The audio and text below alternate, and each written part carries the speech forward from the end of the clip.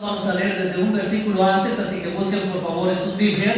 Y como siempre les pido que no lo cierren durante todo el estudio de la palabra, porque vamos a ir siguiendo con la lectura versículo a versículo. Entonces leemos desde el versículo 59 hasta el 71. Vamos a ponernos de pie por favor para leer. Mientras los que tienen los celulares prendidos, por favor apáguenlos, o si no, pónganlos en vibrador para que no nos interrumpa, al menos por esta hora de la predicación, y después ya lo prendemos para estar más cómodos también. Muy bien, ¿lo tenemos, hermanos? ¿Sí? San Juan capítulo 6, versículo 59. Estas cosas dijo en la sinagoga enseñando en Capernaum. ¿Dónde dijo estas cosas? En Capernaum. En Capernaum. Más específicamente, ¿dónde? En la sinagoga. Hermanos, ¿qué es una sinagoga? Es una sala de reuniones así como la que tenemos ahorita. Solamente que para los judíos se llamaba sinagoga, ¿no? Y para nosotros lo llamamos el templo, la iglesia, la sala de reuniones, la casa de oración, la casa del Señor.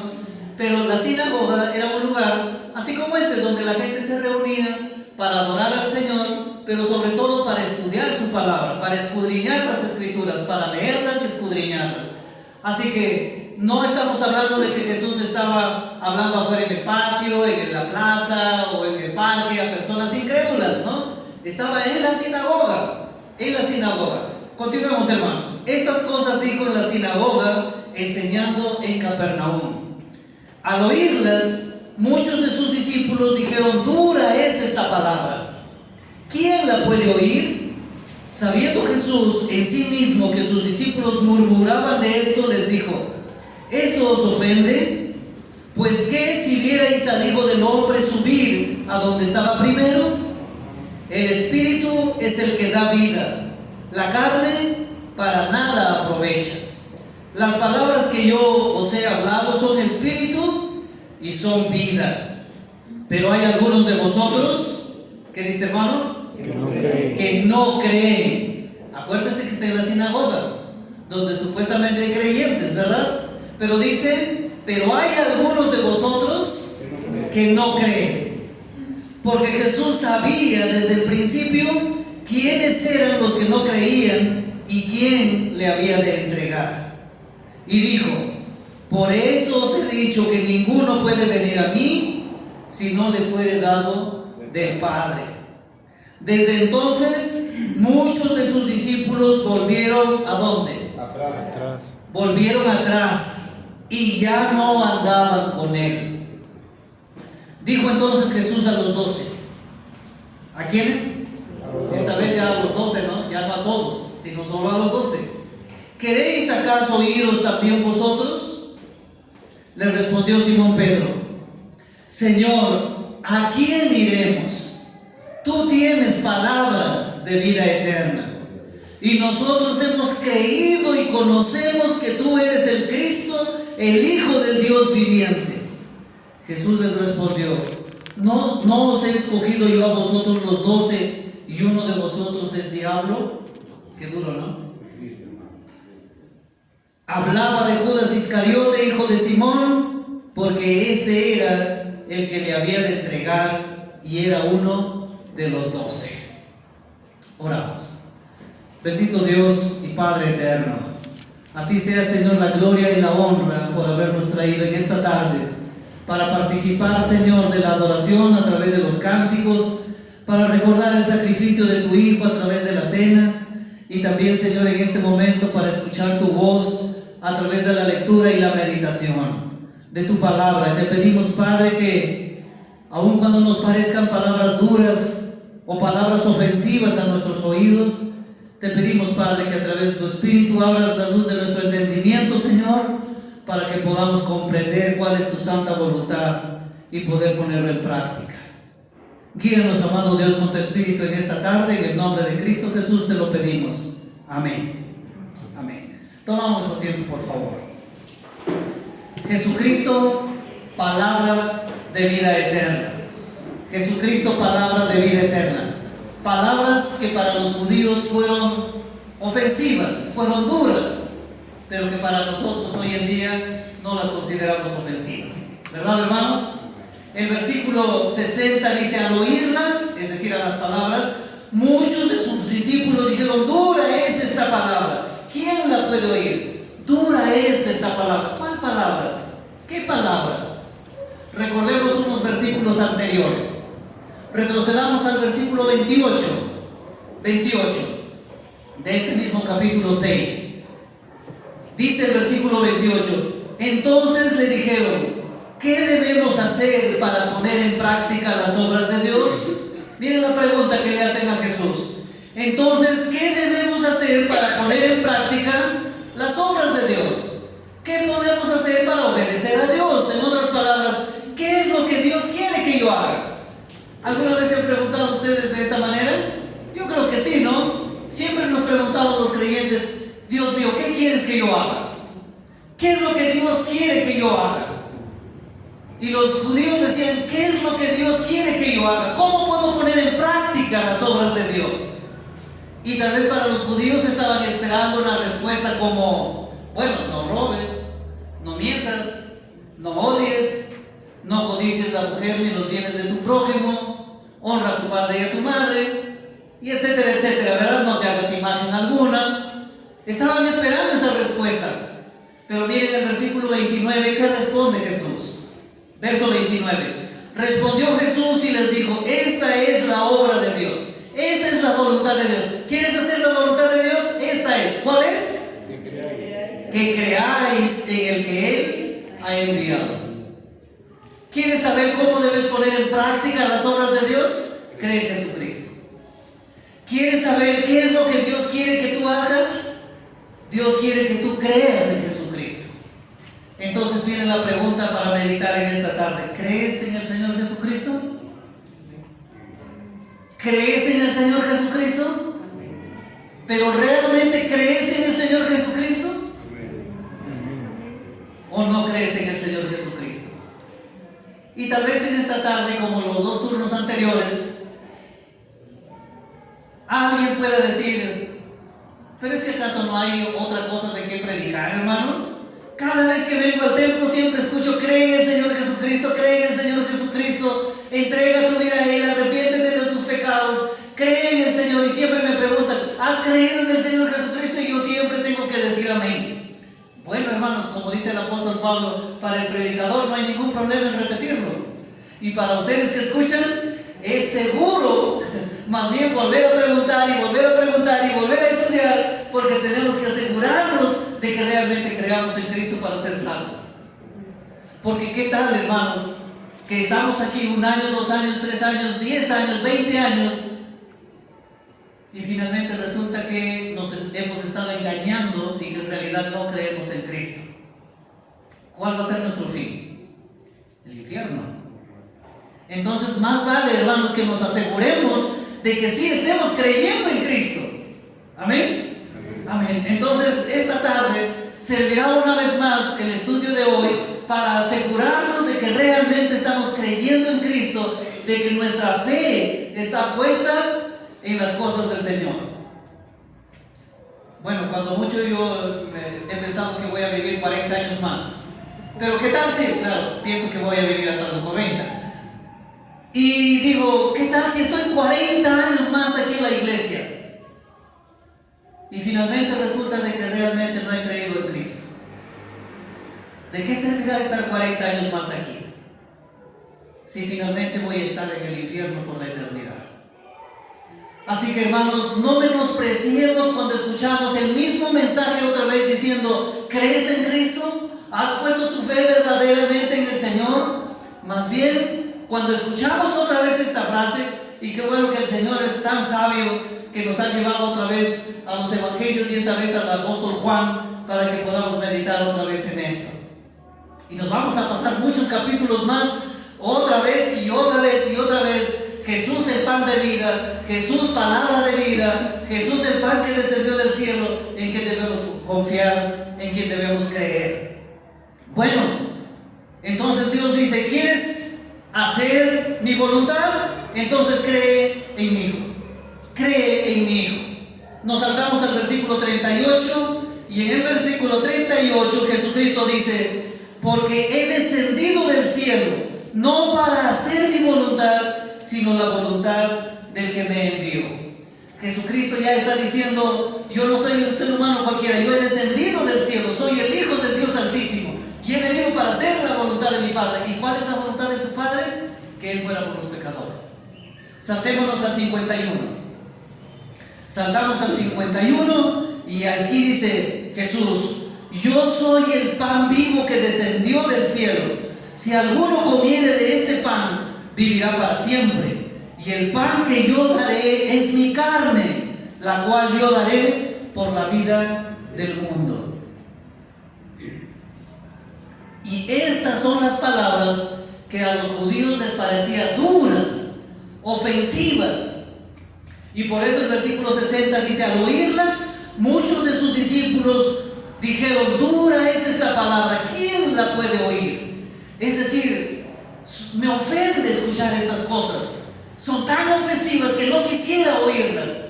No quisiera oírlas, no podemos soportar estas palabras. Pero les pregunto, hermanos, para nosotros estas palabras que acabamos de escuchar, ¿son ofensivas? ¿Son duras? No, ¿verdad? No, de ninguna manera. Escuchar de que Jesús es el pan vivo que descendió del cielo, escuchar de que Jesús no es un ser humano cualquiera, sino que no es hijo de José, sino que es hijo del Dios Altísimo, que fue concebido en el vientre de María por el Espíritu Santo, y que vino a hacer la voluntad del Padre, y que murió en la cruz del Calvario para darnos salvación, no es ofensivo para nosotros, ¿verdad? No es ofensivo, al contrario, para nosotros nos trae esperanza y nos trae dicha, bienaventuranza. ¿Por qué? Porque es en eso precisamente radica el centro de nuestra fe y es nuestra salvación. Así que no son palabras ofensivas. Ahora fíjense en el versículo 61.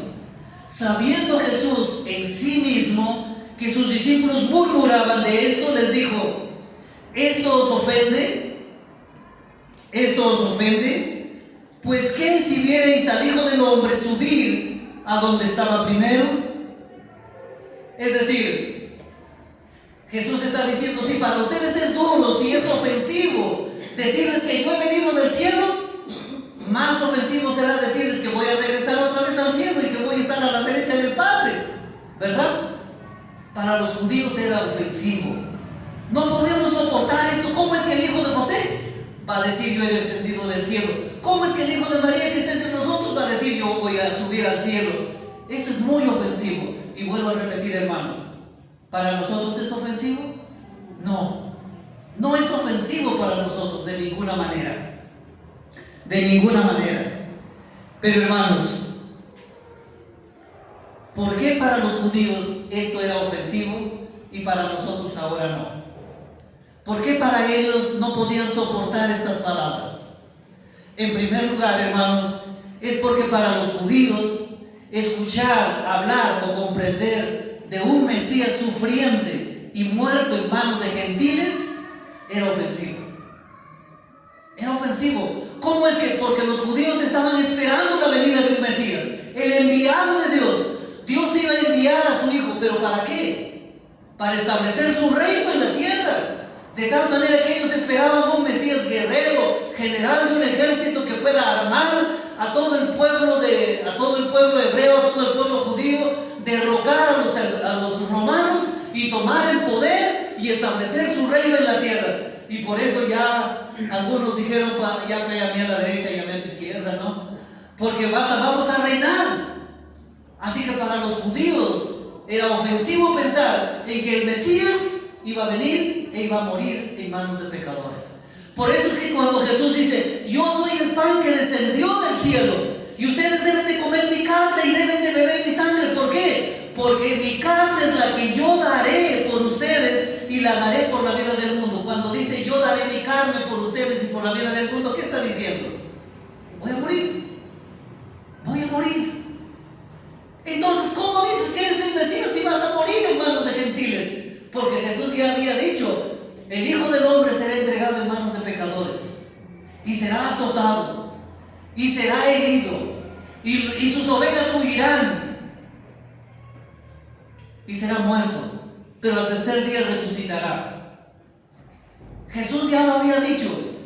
Entonces, pero para los judíos, otra vez, hermanos, esto es ofensivo porque ellos esperaban otro tipo de Mesías, no un Mesías sufriente. Para nosotros no es ofensivo, ¿verdad?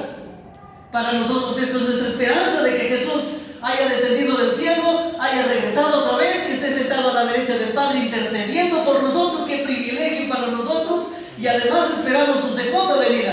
Esto es nuestra esperanza. No es ofensivo de ninguna manera. Pero imaginemos, hermanos, para ahora nosotros en otro contexto, tal vez de alguna manera podamos entender a los judíos. ¿Quién no ha visto una película? Todos hemos visto alguna película, ¿no es cierto? Todos. Y algunos hemos visto series, ¿no es cierto? Claro. Ahora, imagínense ustedes la película.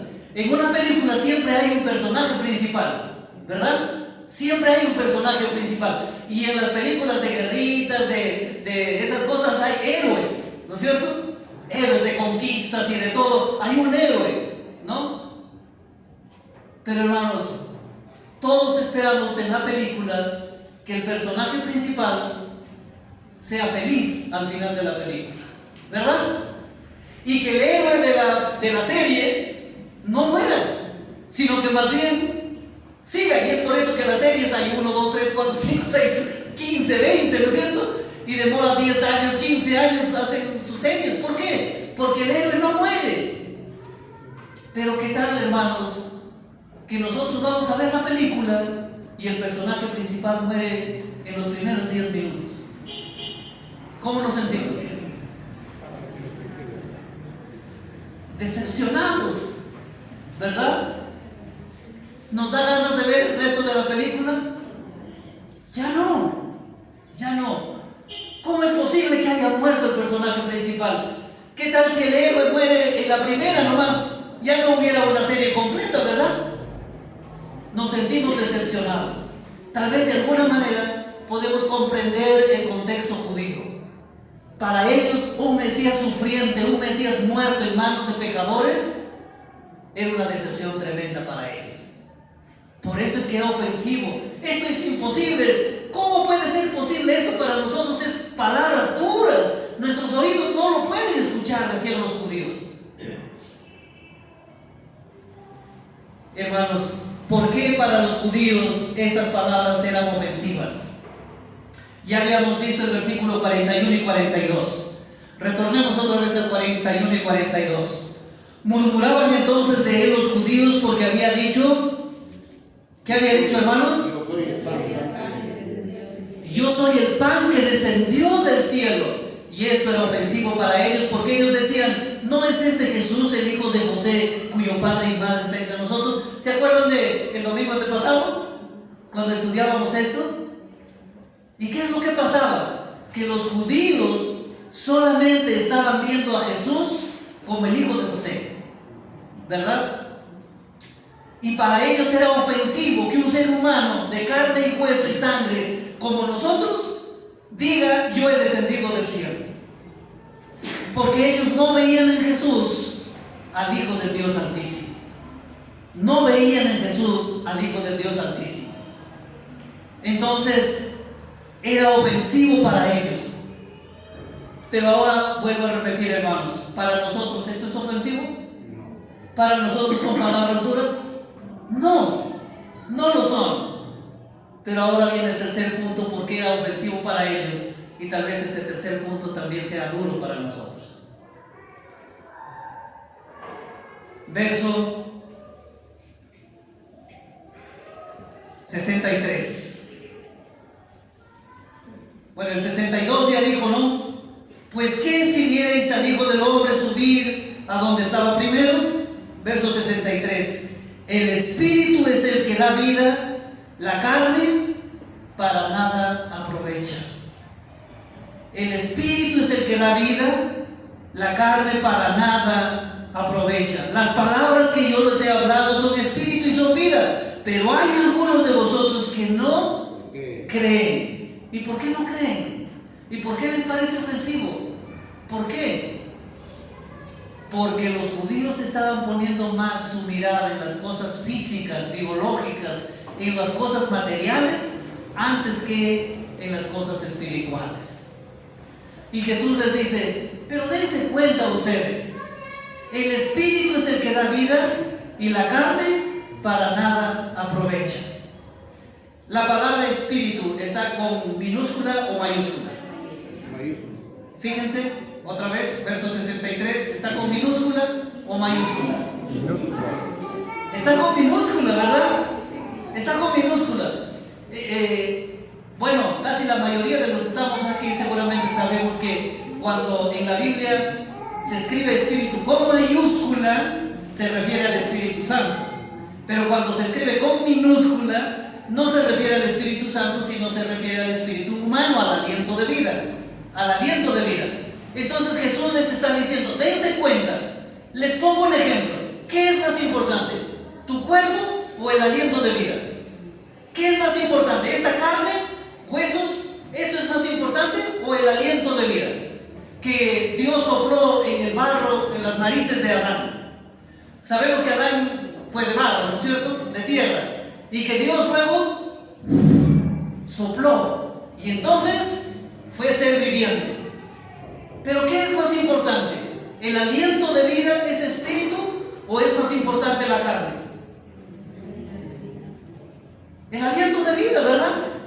¿Por qué es más importante el aliento de vida?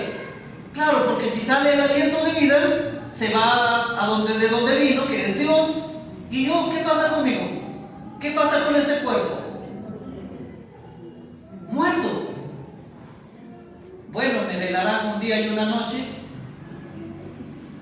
Habrá cafecito al menos. Pero luego me sepultarán. Y después de unos días, ¿qué pasará con este cuerpo? Se descompone. Entonces, ¿la carne de qué aprovecha? De nada. Así que por eso es que mientras tenemos el aliento de vida, estamos vivos, valga la redundancia. Y somos alguien, y somos algo. Pero si se va el aliento de vida, se acabó la persona. Por eso decimos su fin. ¿Cuál es el fin de la persona? La muerte, ¿verdad? Si sale el aliento de vida, la carne para nada aprovecha. Y Jesús les dice, ¿se dan cuenta? Dense cuenta ustedes, ¿qué es más importante? La carne para nada aprovecha. Lo más importante es el aliento de vida. El espíritu es lo más importante. Así también los creyentes tenemos que considerar más importantes las cosas espirituales y no las cosas materiales. Pero los judíos estaban viendo a Jesús, el hijo de José. Nunca veían a Jesús como el hijo del Dios Altísimo. Y estaban poniendo énfasis en las cosas materiales, en sus obras materiales y no en las espirituales. Y por eso les resultaba a ellos ofensivo escuchar este mensaje. Ahora, hermanos, les decía que tal vez esto nos parezca para nosotros también ofensivo. ¿Por qué razón? Porque, hermanos, en teoría podemos decir nosotros, sí, hermano Jesús, amén, tenemos razón. Más importante es el espíritu que la carne, porque nada aprovecha. Más importante es que tenemos que poner la mira en las cosas espirituales y no en las materiales. Poner la mira en las cosas del cielo, en las de arriba y no en las de la tierra, porque muertos están ustedes para las cosas de la tierra. Pongan su mirada en las cosas de arriba. Excelente, hermano, ¿no creemos eso? Amén. Y hasta ahí no es ofensivo para nosotros, en teoría. Pero analicemos en la práctica, hermanos.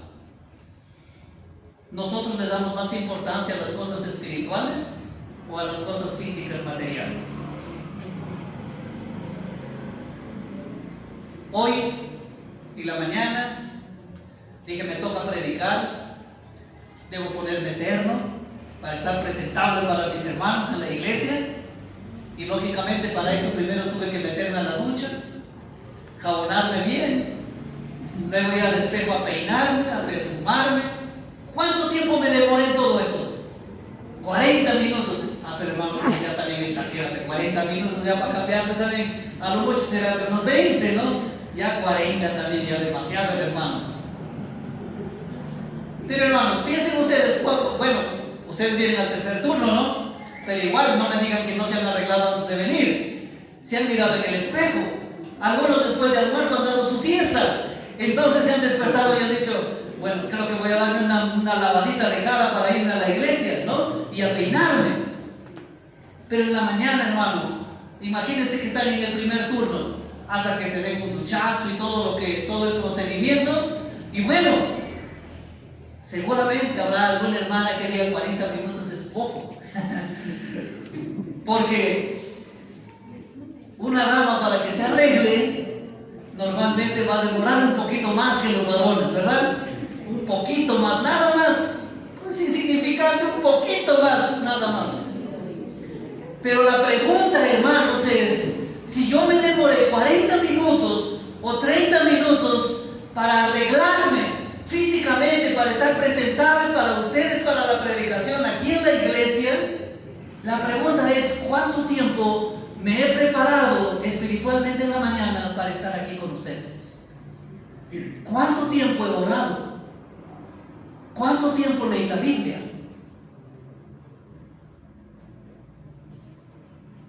Ustedes también se han arreglado.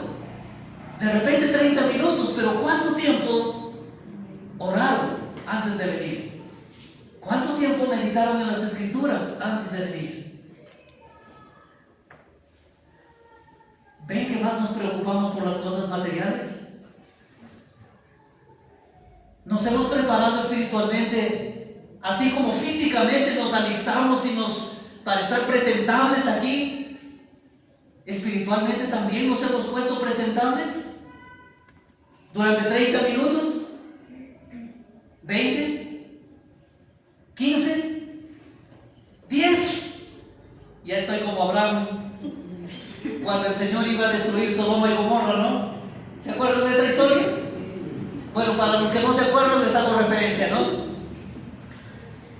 El Señor había decidido ya destruir Sodoma y Gomorra, ¿verdad? Y pasa por Abraham y dice, bueno, a mi siervo Abraham no le voy a esconder lo que voy a hacer, le voy a decir, Abraham, voy a destruir Sodoma y Gomorra. Y Abraham dice, no, Señor, ten misericordia. De repente en esos pueblos hay 50 personas justas, por los 50 los vas a destruir. Bueno, si hubiera 50 entonces no los voy a destruir, 40 aunque sean.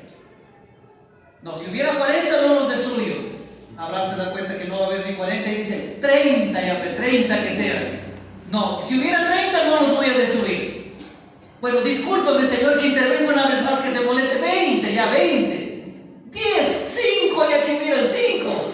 Y el Señor dice, por 5 no los voy a destruir. Pero ¿qué pasó, hermanos? Los destruyó. Lo que implica que ni siquiera habían 5 justos. Ya estamos ahorita así, ¿no? ¿Cuánto tiempo nos hemos preparado, alistado para estar presentables físicamente? 30 minutos. ¿Cuánto tiempo nos hemos alistado espiritualmente para estar presentables delante de Dios? Ni siquiera 5. Entonces, ¿en qué estamos poniendo nuestra mira? Más en las cosas físicas, más en las cosas materiales que en las espirituales.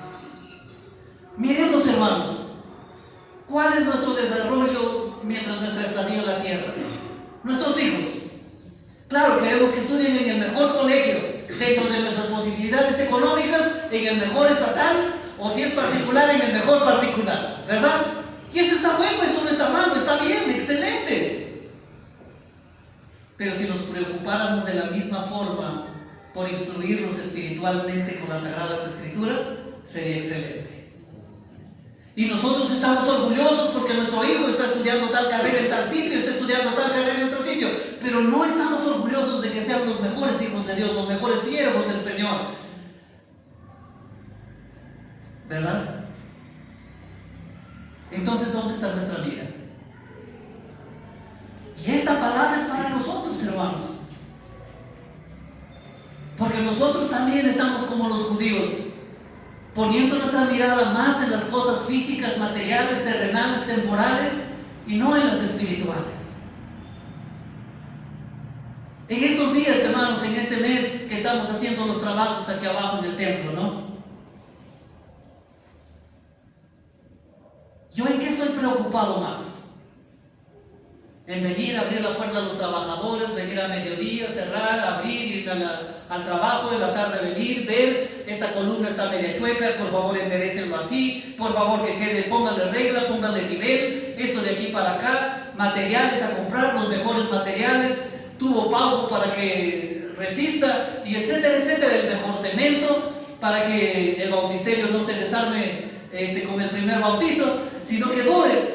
Y estoy preocupado más, ¿por qué, hermanos? Por la casa física.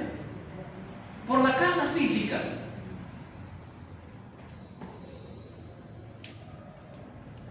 Por las columnas que estén bien.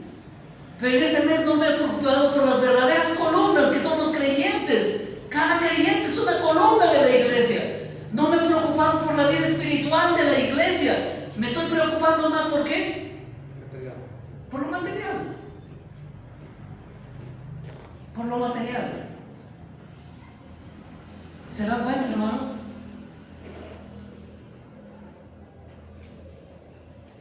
Y si el Señor Jesús hubiera estado acá en lugar de Jesús Portal, estas palabras nos hubieran parecido duras a nosotros, ofensivas para nosotros, y hubiéramos dicho: me conoce, creo el Señor, ¿no? Este mensaje me está dando a mí me está diciendo. Claro, la predicación es de manera general, y Jesús lo dijo de manera general, pero a algunos llegaba como un fuerte aguijón. Hermanos, cuando leemos las Escrituras, muchas veces salimos felices diciendo: gracias a Dios, entendí su palabra, pero otras veces, no sé si pasa con ustedes, pero salimos golpeados, y duramente. A veces me quedo leyendo un poco la palabra hasta tarde, y cuando subo mi esposa me ve y me dice: ¿has sido golpeado otra vez? Y sí, otra vez he sido golpeado por la palabra. Y entonces digo: estas palabras son duras para mí. Hermanos, ahora, ¿pero qué pasó con los judíos? Dice el versículo 66: desde entonces muchos de sus discípulos volvieron atrás y ya no andaban con él. Muchos de sus discípulos volvieron atrás y ya no andaban con él. Ahora quisiera que se imaginen, hermanos, esto. Antes de que esto ocurriera, Jesús había alimentado a 5,000 personas, ¿se acuerdan? Y después de ello cruzaron el mar y se fueron al otro lado, a Capernaum, y ya están en Capernaum, y la gente que se había alimentado del pan se fueron siguiendo, tomaron sus barcas y se fueron siguiendo a Jesús hasta el otro lado. Entonces había una gran multitud y estaban en la sinagoga. Imagínense que la sinagoga hubiera sido de este tamaño. Bueno, en esta tarde, ahora sí ya se llenó el templo, ¿verdad? Aquí hemos comenzado pocos, ya nos vamos llenando, y ahorita estoy seguro que estamos más de 50 en este turno, en este tercero. Bueno, les comento que en el primero hemos sido 70, en el segundo turno algo de 40, y aquí en el tercero algo de 50. Hermanos, pero imagínense ustedes, si esta fuera la sinagoga, no hubiera 50. Seguramente que todos los que han venido desde el otro lado a Capernaum estaban queriendo entrar a la sinagoga y estaban parados por aquí alrededor, otros sentados por aquí, estaba repleto todo, y otros hasta la cocina por allá mirando por la ventana, tratando de escuchar la enseñanza de Jesús, y estaba todo lleno. Pero cuando escuchan estas palabras, les parecen duras, ofensivas, ¿y qué hacen? Se van. Se empiezan a ir todos, y ya nadie quiere escuchar a Jesús excepto los 12, y solamente se queda con los 12. Triste, ¿no? Bueno, ¿qué tal si hoy estamos 50 aproximadamente o tal vez más en esta tarde? Y el próximo domingo ya solamente vienen 10. ¿Por qué? Porque hoy si el hermano Jesús nos dio duro.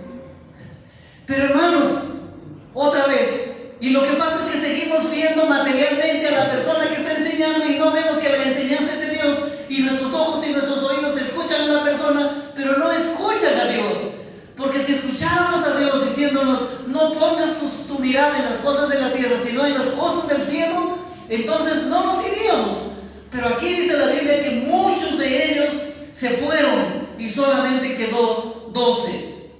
Entonces muchos de sus discípulos volvieron atrás. ¿Y saben qué significa volver atrás? Volver atrás significa regresar a nuestra antigua vida. Regresar a nuestra antigua vida. Es decir, salieron de ahí, de lo bien que estaban siguiendo y aprendiendo las enseñanzas de Jesús, regresaron, volvieron atrás, es decir, regresaron a su vieja vida otra vez. Si fuera en nuestra cultura, diríamos, regresaron a sus borracheras, regresaron a sus discotecas, regresaron a su carnaval, regresaron a sus adulterios, a sus mentiras, a sus chismes, a sus pleitos, regresaron a todo eso otra vez. Eso significa volver atrás. Y ya no andaban con Jesús. ¿Qué significa andar con Cristo? Andar con Cristo en la práctica es estar leyendo las Escrituras. Es estar conversando con Él mediante la oración. Porque cuando dos personas andan juntas, al menos andan conversando, ¿no? A no ser que sean esposos, ¿no?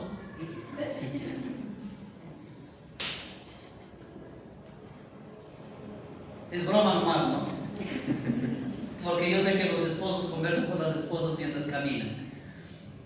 Pero mientras andan juntos, hermanos, pero dice la palabra que estos ya no andaban con Él. Ya no andaban con Él. Cuando una persona deja de orar, cuando una persona deja de leer las Escrituras, deja de congregar, ya no está andando con Jesús. Ahora el dicho dice, dime con quién andas y te diré quién eres. Pero si andas con Jesús, te vas a parecer a Jesús. Y entonces la vida de Jesús reflejará a través de tus acciones, ¿verdad? ¿Qué significa dejar de andar con Jesús? Mostrarnos nosotros, seres humanos, tal como somos, y ya no Jesús mostrándose a través de nosotros. Y eso es lo que pasó con el resto de los discípulos, y solo quedaron 12. La evidencia, hermanos, de que alguien no cree es que abandona a Cristo y ya no anda con Él. Así que si alguien abandona a Cristo y ya no anda con Él, esa es la prueba de que no ha puesto su fe en Cristo y no cree en Cristo. ¿Alguien ha pensado abandonar a Cristo de los que estamos en esta tarde? No creo, ¿verdad? ¿Alguien ha pensado ya no andar con Cristo? No, más bien quisiéramos al revés. Quisiéramos pegarnos más a Él. Quisiéramos que nos contagie de su vida para que nosotros reflejemos su vida a través de la nuestra. Hermanos, a lo largo de la historia de nuestra congregación, los que ya estamos un buen tiempo, hemos visto cómo es que han venido personas, han estado 1 año, 2 años, 3 años, 4 años, 5 años y hasta 10 años, y después han vuelto atrás. ¿Qué significa volver atrás? Volver a nuestra vida vieja. Han dejado de andar con Cristo, es decir, han dejado de orar, de leer la Biblia, han dejado de congregar, y como han dejado todo eso, ya sus vidas ya no reflejan la vida de Cristo, sino sus propias vidas. Hermanos, ¿qué dice el libro de Hebreos? Leímos cuando estábamos todavía en el primer piso. El escritor de Hebreos dice, pero nosotros no somos de los que retroceden para perdición, más bien somos de los que perseveramos para salvación. Y ese es el deseo de cada uno de nosotros, creo, hermanos. Amén. Nuestro deseo es de ser del grupo que persevera para salvación y no de los que retroceden para perdición. Amén, hermanos. Amén. Ahora veamos versículo 67. Dijo entonces Jesús a los 12. ¿A quiénes? A los 12, porque ya el resto ya se retiró, ¿no? Ya se fueron. Ahora el trato es con los 12. Dijo entonces Jesús a los 12: ¿queréis acaso iros también vosotros? Seguro que los vio medios tristes, medios dudosos, ¿no? Y les dijo: ¿ustedes también ya se quieren ir? Pero ahí viene Simón Pedro con una respuesta contundente, ¿no? Representando a los 12 discípulos. ¿Y él qué dice? Señor, ¿a quién iremos? Tú tienes palabras de vida eterna. Y nosotros hemos creído y conocemos que tú eres el Cristo, el Hijo del Dios viviente. Y Jesús le respondió: ¿no os he escogido yo a vosotros los 12 y uno de vosotros es diablo?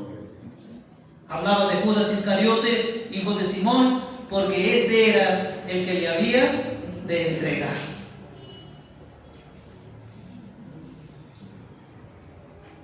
Ahora, hermanos, imagínense esta escena triste para el Señor.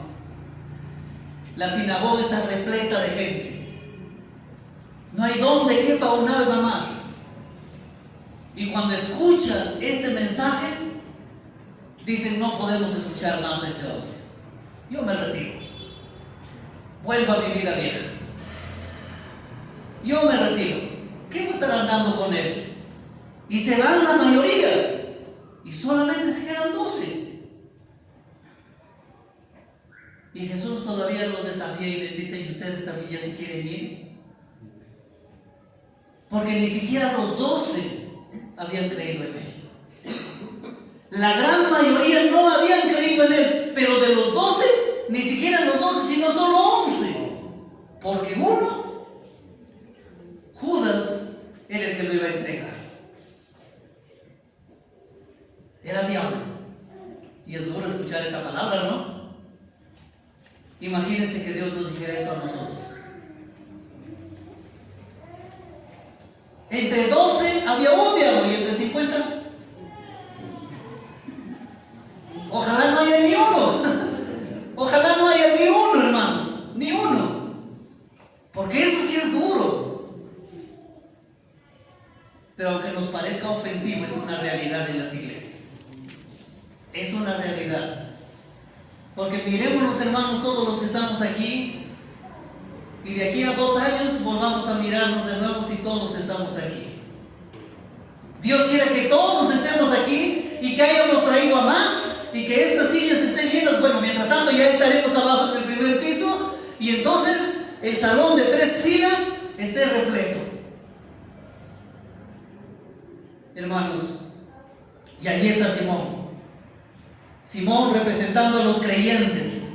¿A quién iremos? ¿A quién iremos? ¿Ustedes también ya se quieren ir? Y Simón Pedro dice: ¿a quién iremos? Solo tú tienes palabras de vida eterna. ¿A quién iremos? ¿Qué significa a quién iremos? Es decir, no hay alternativa. No hay otra persona, no hay otro ser como tú. ¿A dónde vamos a ir? ¿Vamos a regresar a nuestra vida vieja?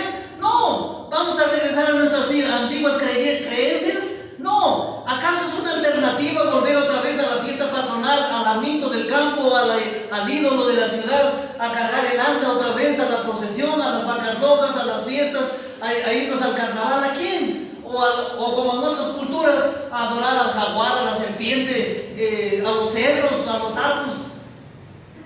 ¿Acaso hay alternativa, hermanos? Pedro dice: ¿a quién iremos? Es decir, no hay alternativa. No hay. Solamente está Cristo Jesús. Solamente hay único camino. Por eso Jesús dijo: yo soy el camino, la verdad y la vida, y nadie viene al Padre sino por mí. Porque solo Él. No hay alternativa.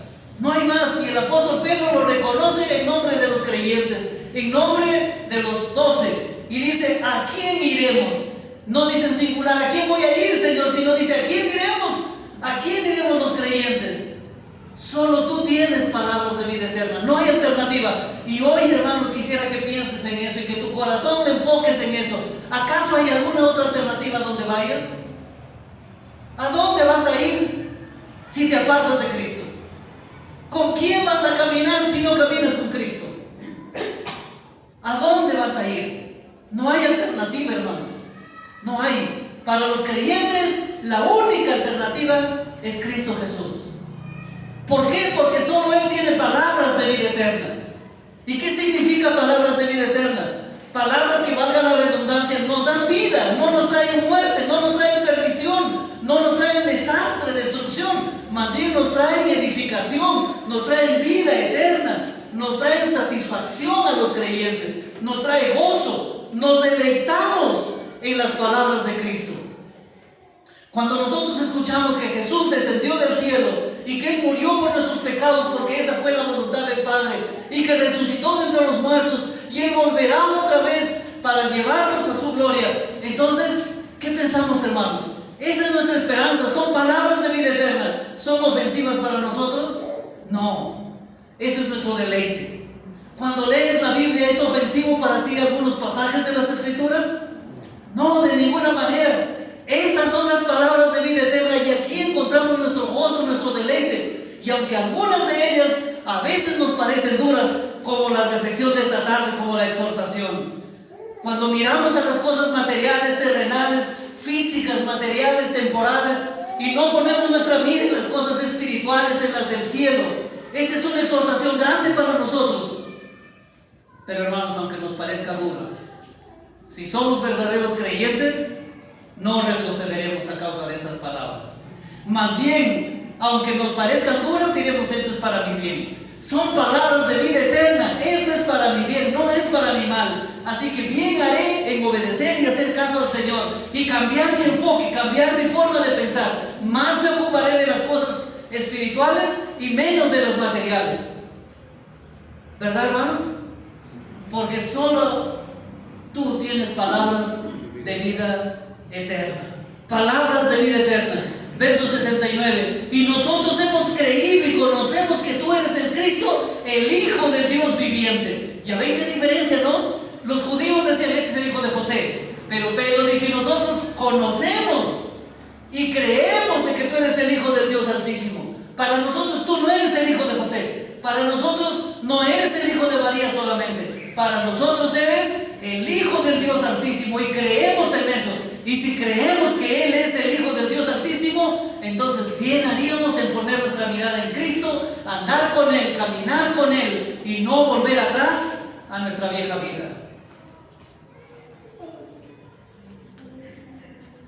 Hermanos, tal vez alguien en esta tarde, al escuchar la exhortación, diga: claro, el hermano Jesús está diciendo, ¿no? Pero es que no me conoce, pero no. Porque yo sí soy espiritual. Yo sí oro todos los días. Yo sí leo mi Biblia todos los días.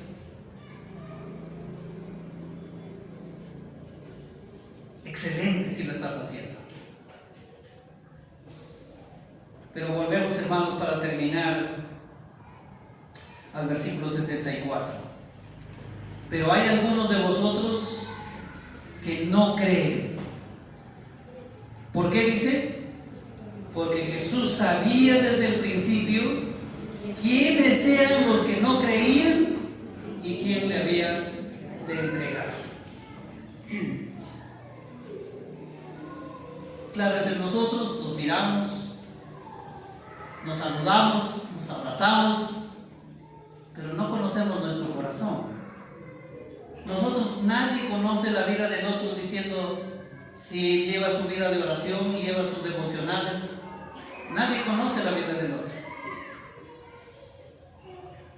Y tal vez, claro, venimos aquí y entonces cantamos, oramos, y a veces nuestras lágrimas nos ganan en medio de la oración por el sufrimiento, la impotencia, a veces por el clamor al Señor.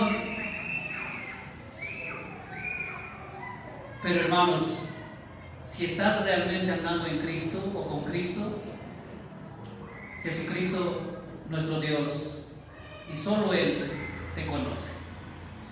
Y Él sabe desde el principio si tú crees en Él o no crees en Él.